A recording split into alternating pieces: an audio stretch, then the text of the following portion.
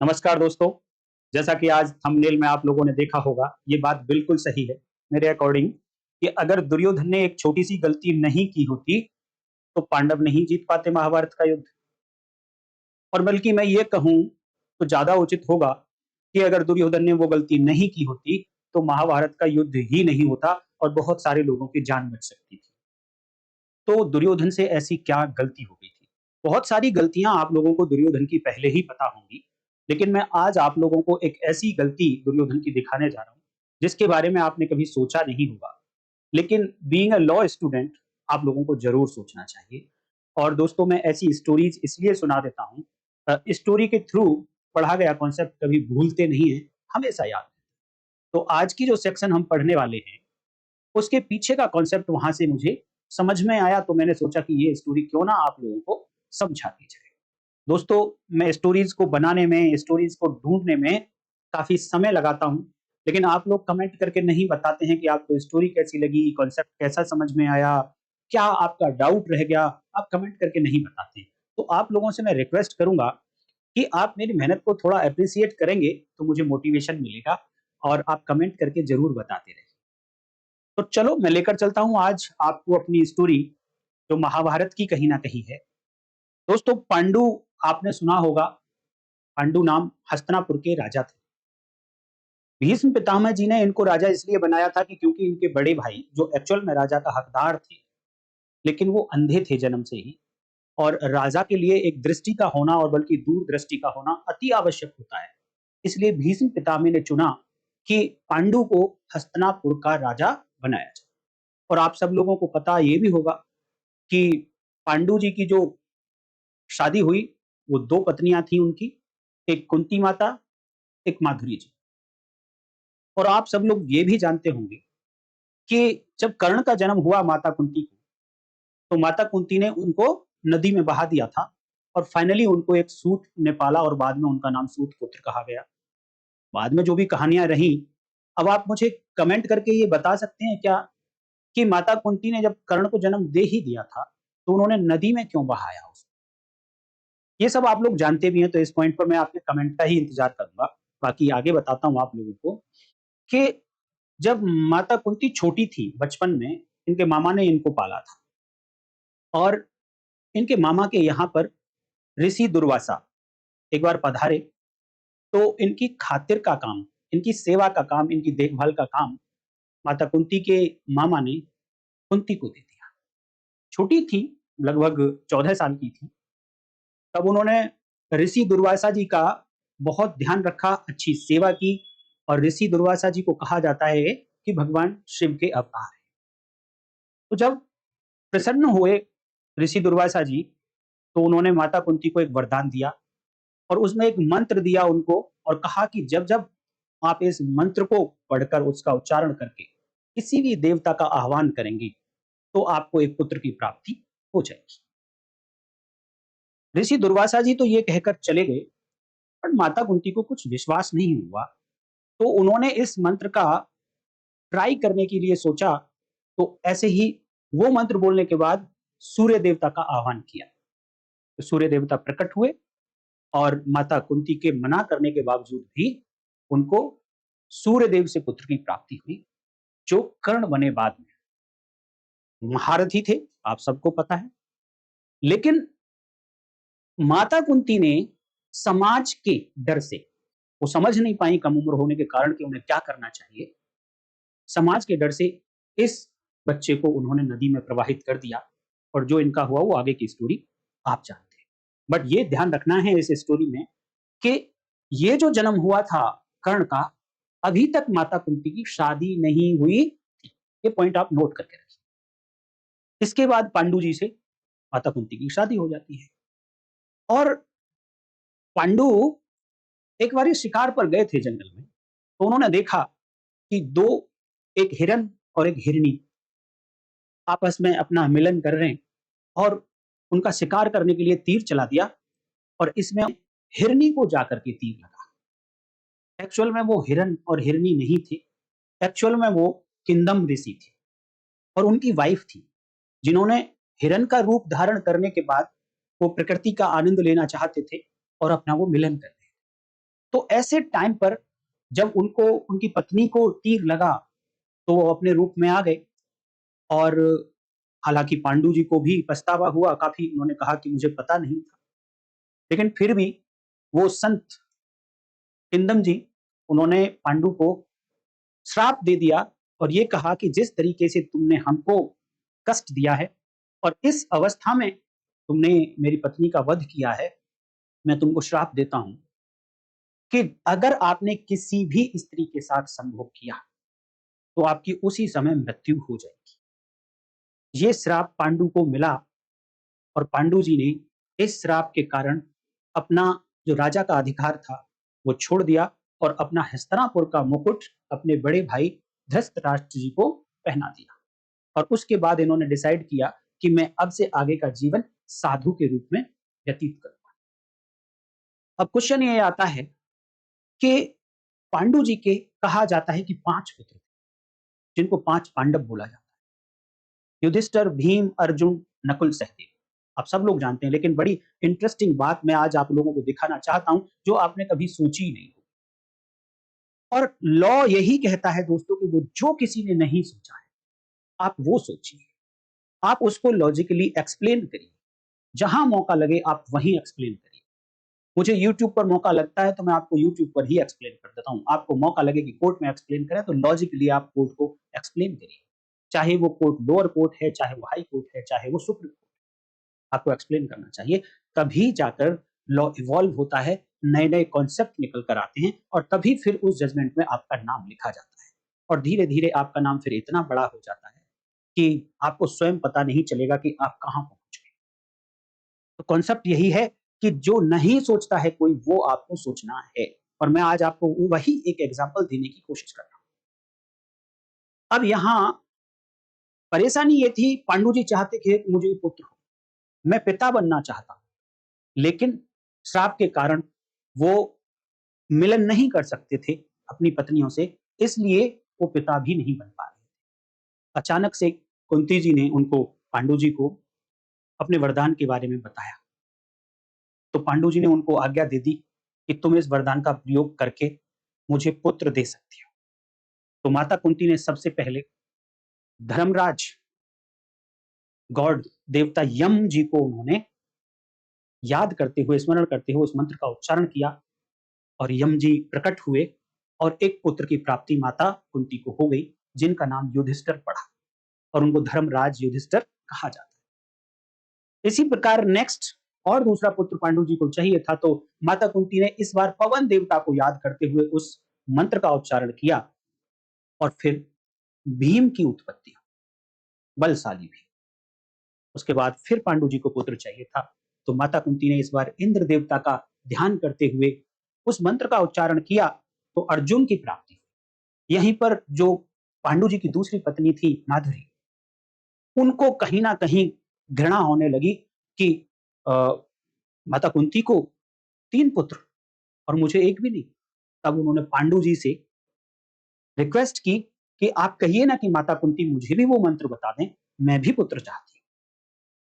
तो पांडु जी के आग्रह पर माता कुंती ने वो मंत्र माधुरी जी को भी बताया और माता माधुरी ने भी उन मंत्रों का उच्चारण किया और अश्विनी देवता हैं, अश्विनी जो देवताओं के फिजिशियंस माने जाते हैं, डॉक्टर माने जाते हैं, वो जुड़वा 2 भाई, उनको याद करते हुए इस मंत्र का उच्चारण किया तो अश्विनी जी प्रकट हुए और 2 जुड़वा बच्चे माता माधुरी को हुए, जिनका नाम नकुल, सहदेव आप लोग जानते हैं। अब इस स्टोरी को ध्यान में रखते हुए आप मुझे एक बात का जवाब दीजिए कि क्या ये 5 पांडव युधिष्ठिर, भीम, अर्जुन, नकुल, सहदेव, क्या ये बायोलॉजिकल चिल्ड्रन हैं पांडु के? क्या पांडु जी बायोलॉजिकल पेरेंट हैं, फादर हैं इन पांचों पांडव के? आप सब लोगों ने कितनी बार ये स्टोरी सुनी होगी और आप लोगों को ये भी पता होगा कि पांडु इन 5 पांडवों के बायोलॉजिकल पिताजी नहीं है। अच्छा, ये बात क्या दुर्योधन को नहीं पता थी? ये बात दुर्योधन को भी पता थी कि ये पांचों पांडव उनके चाचा श्री पांडु जी के बायोलॉजिकल बच्चे नहीं हैं। आपने देखा कि झगड़ा किस बात का था कौरव और पांडवों के बीच में? राजा बनने के ऊपर। फाइनली ये झगड़ा शांत करने के लिए जब भगवान कृष्ण दुर्योधन के पास गए तो उन्होंने क्या कहा था कि भाई इनका इतना तो अधिकार बनता है कि ये 5 गांव ले सकें, तुम इनको 5 गांव ही दे दो। लेकिन दुर्योधन ने क्या कहा कि नहीं, मैं इनको सुई की नोक के बराबर भी जमीन नहीं दूंगा। लेकिन वो पांचों पांडव ये कहते थे कि हमारा अधिकार है, हमारे पिताश्री भी इस राज्य के राजा रहे हैं। तो मैं आपसे एक बात पूछना चाहता हूं कि दुर्योधन ने ये क्यों नहीं कहा, पूरी महाभारत में दुर्योधन ने ये बिल्कुल नहीं कहा, ये जानते हुए भी कि उनके चाचा के आप बायोलॉजिकल बच्चे नहीं हैं। इसलिए उनकी मृत्यु के बाद अब सारी की सारी जितनी भी असेट है, रियल एस्टेट और जो जितनी भी असेट उनकी बच गई, जितनी भी लैंड, राज्य, जो कुछ बचा, सभी पर तो उनके पिताजी का अधिकार था, दुर्योधन के पिताजी का। क्योंकि जब 2 भाई हैं और सब कुछ 2 भाइयों के ही पास है, उनमें से एक भाई मर गए। इस मरे हुए भाई की 2 पत्नियां अभी जिंदा हैं, लेकिन कोई बच्चा उनके नहीं है। तो ये मरे हुए भाई की संपत्ति सब की सब बड़े भाई के पास चली जाएगी। और उस जमाने में भी पत्नी को इनहेरिटेंस का अधिकार नहीं था कि पांडु जी अगर मर गए हैं तो इस प्रॉपर्टी में उनकी पत्नियों का राइट आ जाए, माता कुंती और माधुरी जी का राइट आ जाए, ऐसा नहीं था उस समय। पांडु जी मर चुके हैं, उनका कोई बायोलॉजिकल बच्चा है नहीं, माता कुंती के नाम पे कोई एसेट नहीं है।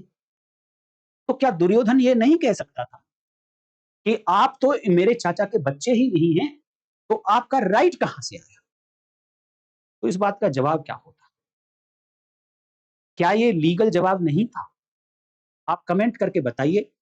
मेरी जो सोच है वो ये कहती है कि वो ऐसा कह सकता था और पांडवों को फिर कोई ना कोई, और हालांकि उनके पास भगवान श्री कृष्ण थे, वो इतने चतुर थे, वाक्पटुता इतनी अच्छी थी कि वो कोई ना कोई जवाब दे देते। बट मेरा मानना है कि एक बार क्वेश्चन तो ये उठा सकता था दुर्योधन, और इसके कारण हो सकता है कि उनको ये बात समझ आ जाती कि यस, हमारा यहाँ इस राज्य में, इस जमीन पर कोई अधिकार नहीं है। देखिए, इस बात को जानते हुए कि ये 5 पांडव पांडु जी के बायोलॉजिकल बच्चे नहीं हैं, फिर भी इस बात पर एक पर्दा डालकर रखा गया। पर्दा डालकर रखा गया का मतलब कि उनके बच्चे माने गए और सारे राइट्स जो पांडु जी के पास थे, वो सारे के सारे इनहेरिटेंस के थ्रू उनके बच्चों को मिलने चाहिए, ऐसी डिमांड भी हुई। क्यों पर्दा डाला गया? क्वेश्चन ये है, और इस क्वेश्चन का जवाब मैं आज की सेक्शन जो आप लोगों को पढ़ाऊंगा दोस्तों, वो है सेक्शन 116 भारतीय साक्ष्य अधिनियम। इस सेक्शन में छिपा हुआ है। इस सेक्शन को अगर आपको याद रखना है तो ये स्टोरी आपको याद होनी चाहिए। ये सेक्शन पहले पुराने कानून में 112 हुआ करती थी, और ये कहते हैं कि ये 112 या 116 भी ऐसे कंक्लूसिव प्रूफ का एक सेक्शन है, एक धारा है। कंक्लूसिव प्रूफ का मतलब ये बताया गया, आप पढ़ेंगे जब डेफिनेशन, तो ये कहा गया है कि जब जब कानून में ये डिक्लेयर कर दिया गया है कि एक फैक्ट किसी दूसरे फैक्ट का कंक्लूसिव प्रूफ होगा, इट मींस कि पहले फैक्ट को अगर प्रूव कर दिया गया है बाय एविडेंस, तो कोर्ट शैल प्रिज्यूम कि अब ये ऑटोमेटिक प्रूफ हो गया है। और जब शैल प्रिज्यूम की बात आती है तो भारतीय साक्ष्य अधिनियम कहता है कि ऐसा कोर्ट जब तक प्रिज्यूम करेंगी जब तक इसको कंट्रेरी प्रूव ना कर दिया जाए। लेकिन जब कंक्लूसिव प्रूफ की बात आती है तो कोर्ट को कहा गया कि आप केवल प्रिज्यूम करिए, बस सेल्फ प्रिज्यूम की ये प्रूव हो गया है, और जो मौका देता है सेल्फ प्रिज्यूम की कंट्रेरी प्रूव कर सकती है दूसरी पार्टी, वो मौका भी नहीं दिया जाएगा। तो सेल्फ प्रिज्यूम में से अगर आप वो मौके वाला, unless it is disproved, unless contrary is proved, अगर सेल्फ प्रिज्यूम में से आप इस पोर्शन को निकाल देंगे तो वही कंक्लूसिव प्रूफ में कन्वर्ट हो जाता है, हिंदी में निश्चायक सबूत। और निश्चायक सबूत का मतलब है दोस्तों कि अगर एक बार ये फैक्ट निश्चय प्रिज्यूम कर लिया गया कि प्रूव हो गया है, तो अब प्रूव हो गया है, अब जो मर्जी कुछ भी हालात क्यों ना हो, उसे डिसप्रूव करने की परमिशन नहीं दी जाए। तो सेक्शन 112, 116 नाउ ये कहती है कि अगर किसी बच्चे का जन्म, देखिए 2 पार्ट हैं इसके अंदर। अभी मैं पहले पार्ट की बात कर रहा हूं, डिटेल बातें, इसके इंग्रेडिएंट, इसके वर्ड टू वर्ड मीनिंग, इस वर्ड का क्या मीनिंग है, कौन सी जजमेंट्स हैं और एप्लीकेशंस किस तरीके से होगा, प्रैक्टिकल सिचुएशंस क्या होंगी, वो नेक्स्ट वीडियो में बात करेंगे। आज मैं आपको सिर्फ स्टोरी सुनाना चाहता था और बेसिक इस सेक्शन का बता देना चाहता हूं। बेसिक ये है कि अगर किसी बच्चे का जन्म, किसी बच्चे में, अब आप यहां पर पांचों पांडव को मान लीजिए और ध्यान रखना साथ में कर्ण के जन्म को भी, अगर किसी बच्चे का जन्म उस समय पर हुआ है जिस समय वो लेडी किसी व्यक्ति के साथ, किसी व्यक्ति के साथ शादीशुदा है, मैरिड वुमेन है, मैरिड, और ये मैरिड अभी कंटिन्यू चल रही है। कंटिन्यू चल रही है का मतलब कि हस्बैंड अभी जिंदा है और डिवोर्स अभी हुआ नहीं है। इट मींस मैरिज अभी कंटिन्यू चल रही है। मैरिज होनी चाहिए और वो कंटिन्यू चल रही होनी चाहिए। इस पीरियड में अगर किसी बच्चे का जन्म हो जाता है तो माँ का तो पता ही होता है सबको कि माँ कौन होगी इस बच्चे की, जिसने जन्म दिया। अब क्वेश्चन आता है इसका पिता कौन होगा? तो कानून आज भी यही कहता है, कानून महाभारत के टाइम पर भी यही कहता था। चाहे उस समय रिटन लॉ नहीं था, लेकिन जो सोशल लॉ होता है वो यही कहता था कि अगर शादी के दौरान, वैलिड शादी के दौरान अगर किसी बच्चे का जन्म हो गया है तो इस बच्चे का पिता वही माना जाएगा जिस माता से इसने जन्म लिया, उसका जो पति। बहुत इंपॉर्टेंट बात मैं अभी आपको एक बताने जा रहा हूं दोस्तों, थोड़ी सी अटेंशन आप लोगों की चाहिए। कहा क्या गया है, देखिए शादी हुई, मान लीजिए आज की डेट है 30 जून 2026, आज शादी हुई और उन्होंने कहा है कि शादी अभी चल रही है, 1 साल हो गया, 30 जून 27 आ गया, इस डेट पर जाकर एक बच्चे को जन्म हो गया। अब ये बच्चा, शादी किसकी है, एक है मान लीजिए ए, ये वाइफ है, और बी ये हस्बैंड है। ए ने जन्म दिया एक बच्चे को, शादी इस डेट पर हुई। अब माना जाएगा कि यहां पर जो बच्चा जन्म हुआ है, चाइल्ड, इस बच्चे का पिता बी ही होगा।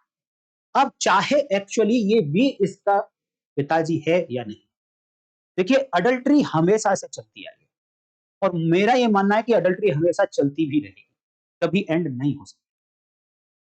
अडल्ट्री हमेशा से चलती आई है, कुछ गलतियां पुरुषों से भी होती हैं, कुछ गलतियां स्त्रियों से भी होती हैं, उस गलती का नतीजा कभी कभी बच्चा हो जाता है। अब यहां चाहे इस स्त्री से कोई गलती हुई, चाहे ये अडल्ट्री में थी, बट बायोलॉजिकली ये बच्चा बी का नहीं है, बट उस दौरान जन्म हुआ जब शादी हो गई थी और शादी कंटिन्यू चल रही। तो माता कुंती एंड पांडु के मामले में देखिए, जब पांचों पांडव का जन्म हुआ तो शादी हो चुकी थी और पांडु जी अभी तक जिंदा थे। इस बीच में 5 पांडवों का जन्म हुआ और आप सब लोगों को पता है कि पांडु जी बायोलॉजिकल पिताजी नहीं थे, बायोलॉजिकल फादर नहीं थे इनके। इवन देन ये माना गया कि ये सब बच्चे किनके हैं, पांडु जी के। क्यों? आज तो लॉ लिखा हुआ है, सेक्शन 116 भारतीय साक्ष्य अधिनियम ने ये कह दिया है, लेकिन उस समय क्या लॉ लिखा हुआ था? जरूरी नहीं है कि दोस्तों लॉ वही होता है जो लिखा हुआ है, आज की डेट में वही है कि जो लिखा हुआ है। हालांकि माननीय सुप्रीम कोर्ट लिखे हुए के भी आगे जाकर कुछ और कह देता है तो वो भी लॉ बन जाता है, बट पुराने जमाने में लिखा हुआ नहीं होने के बावजूद भी लॉ होता था, समाज का डर होता था। अब दूसरी सिचुएशन और देखिए दोस्तों कि ये जो शादी हुई थी इस डेट पर, इससे काफी पहले, शादी से पहले कर्ण का जन्म हुआ था, लेकिन कर्ण को कभी भी पांडु जी का पुत्र कहा गया क्या? नहीं कहा गया। कारण, कारण वही है कि इसका कॉन्सेप्ट सेक्शन 116 बीएसए का, कि शादी हो चुकी हो और शादी कंटिन्यू चल रही हो, अभी हस्बैंड मरा नहीं है और ना ही डाइवोर्स हुआ है। इस दौरान ही, केवल इस दौरान ही अगर किसी बच्चे का जन्म होगा तो वो बच्चा इसी हस्बैंड का कहलाएगा। अगर इससे पहले जन्म हुआ, शादी से पहले जन्म हुआ, तो फिर उसका कोई पिताजी नहीं कहलाएगा, अनलेस अनटिल उसको कोई अपना नाम ना दे। तो यहां कर्ण के मामले में पांडु जी का पुत्र क्यों नहीं कहलाया? क्योंकि शादी से पहले हुआ था, तो सेक्शन 116 बीएसए उस पर एप्लीकेबल नहीं होती थी। यहां पर देखिए, पर्दा किसने डाला जानते हुए भी कि ये बायोलॉजिकल बच्चे नहीं है? पर्दा किसने डाला? पर्दा डाला समाज के कानून ने। और ये पर्दा क्यों डाला गया था? पर्पज क्या था इस पर्दे के पीछे का? वही पर्पज आज की डेट में सेक्शन 116 बीएसए का होता है। और पर्पज ये है कि जो बच्चा पैदा होगा उसकी क्या गलती है? जिस समय इस बच्चे को पैदा करने के लिए जो एक्ट करना होता है, वो जो एक्ट हो रहा था, उस समय तो बच्चे का कहीं रेजिस्टेंस भी नहीं था। तो इस बच्चे की कोई गलती हो सकती है क्या? कभी भी नहीं हो सकती। लेकिन पैदा होते ही क्या इस बच्चे को अधर्मज कह दिया जाए? हिंदी में बोलते हैं अधर्मज और इंग्लिश में बोलते हैं इललेजिटिमेट। क्या इस बच्चे को इललेजिटिमेट कह दिया जाए? आप देखो कि जैसे ही बच्चा वो बड़ा होगा और उसे पता चलेगा कि जिस व्यक्ति के साथ वो रहता है वो उसका पिताजी ही नहीं है, और पिता है कौन उसे पता ही नहीं है, उस पर क्या बीतेगी? क्या वो जी पाएगा? तो बच्चे के राइट्स को ध्यान में रखते हुए, क्योंकि बच्चा तो पैदा हो गया, उसके पीछे क्या गलती रही छोड़ दो। बच्चा पैदा हो गया है तो उसके राइट्स को प्रोटेक्ट करना पड़ेगा। उसके जो ब्रांडिंग एज ए इललेजिटिमेट ना हो जाए, उसकी ब्रांडिंग एज ए बास्टर्ड ना हो जाए, इस बात को रोकने के लिए ये कानून आज भी है, ये कानून तब भी था। दूसरा, स्त्री के लिए भी, स्त्री की राइट्स को भी प्रोटेक्ट करती है। देखिए, स्त्री को हमारे समाज में पवित्र माना जाता है और पवित्र माना जाता रहेगा हमेशा ही। लेकिन किसी एक की गलती के कारण हम स्त्री जाति पर आंच नहीं आने देना चाहते थे। तो स्त्री की, फीमेल की चेस्टिटी को मेंटेन रखने के लिए, कि उसके ऊपर कोई लांछन ना लगा दे, उसके ऊपर कोई उंगली ना उठा दे, उसको कोई अनचेस्ट ना बता दे, इस कारण से समाज ने ये कहा था, समाज ने ये रूल बनाया कि अगर शादी के दौरान अगर कोई बच्चा पैदा हो गया है तो अब ये बच्चा इसी व्यक्ति का कहा जाएगा जो इसकी माँ का हस्बैंड है, चाहे वो एक्चुअल में है या नहीं। इससे बच्चे के राइट को प्रोटेक्शन मिली, इससे लेडी की चेस्टिटी को प्रोटेक्शन मिली। यही दो बेसिक फंडामेंटल थे इस सेक्शन को कानून 112 में रखने के पीछे। अब इसके अंदर की लैंग्वेज क्या लिखी है? इसमें दो पार्ट है, अभी मैंने केवल आपको एक पार्ट बताया है। दो पार्ट हैं, वर्ड टू वर्ड देखेंगे और जितने भी वर्ड्स यहां पर यूज होंगे उनके मीनिंग देखेंगे और उनका एप्लीकेशन कैसे हो सकता है। बहुत सारी बातें करेंगे दोस्तों, और आप लोगों से मैं उम्मीद करूंगा कि आप कमेंट करके जरूर बताएंगे कि अगली वीडियो बनाई जाए या नहीं बनाई जाए, इतनी इंटरेस्टिंग बनाई जाए, वर्ड टू वर्ड पढ़ाया जाए, हर वर्ड का मीनिंग बताया जाए, उसका एप्लीकेशन समाज में कहां कहां इसकी आवश्यकता पड़ती है, किस तरीके से इसका यूज हो सकता है, किस तरीके से इसका मिसयूज हो सकता है। हालांकि आज की डेट में डीएनए, डीऑक्सीराइबोन्यूक्लिक एसिड, ये एक ऐसी टेक्निक है कि पर्सन का आइडेंटिफिकेशन फिक्स किया जा सकता है कि ये इसी व्यक्ति का बच्चा है या नहीं। तो क्या डीएनए के आधार पर आज की डेट में हम चेक करा सकते हैं, कोर्ट से परमिशन ले सकते हैं, कोर्ट ऑर्डर कर सकती है कि इसका डीएनए कराकर पता लगाइए कि पर्टिकुलर व्यक्ति इसका बच्चा है या नहीं। दूसरी तरफ वही एक और सिचुएशन आपको दिखाता हूं। मैंने आपको कहा था कि 30 जून 2026 को शादी हुई और 8 जुलाई 2026 को बच्चा पैदा हो गया। कितने दिन बाद? 8 दिन बाद बच्चा पैदा हो गया शादी के। अब नेचुरली ये माना जाता है कि बच्चा 9 महीने में पैदा होता है। ज्यादा से ज्यादा जल्दी करोगे तो आप 8 महीने प्री मैच्योर बच्चा हो सकता है, 7 महीने हो सकता है, उससे पहले बच्चा नहीं होता।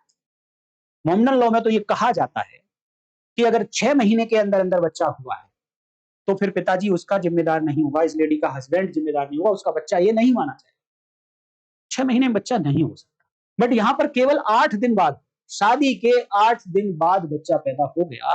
अब आप मुझे कमेंट करके ये बताइए, क्या ये बच्चा जो शादी के 8 दिन बाद पैदा हुआ, क्या बी इसमें इस बच्चे का पिताजी माना जाएगा, फादर माना जाएगा?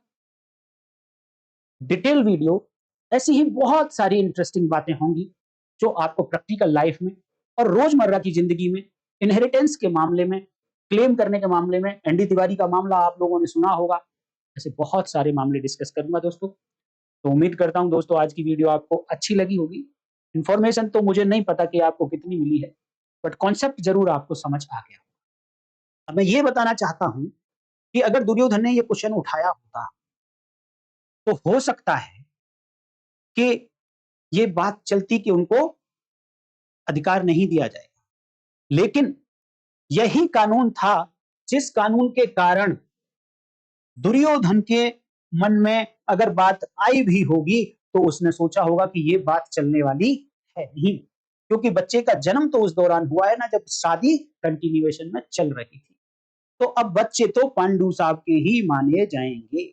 इस क्वेश्चन को उठाने का फायदा कोई होगा नहीं। इवन इस बात की सबको जानकारी थी कि उनको श्राप मिला हुआ है।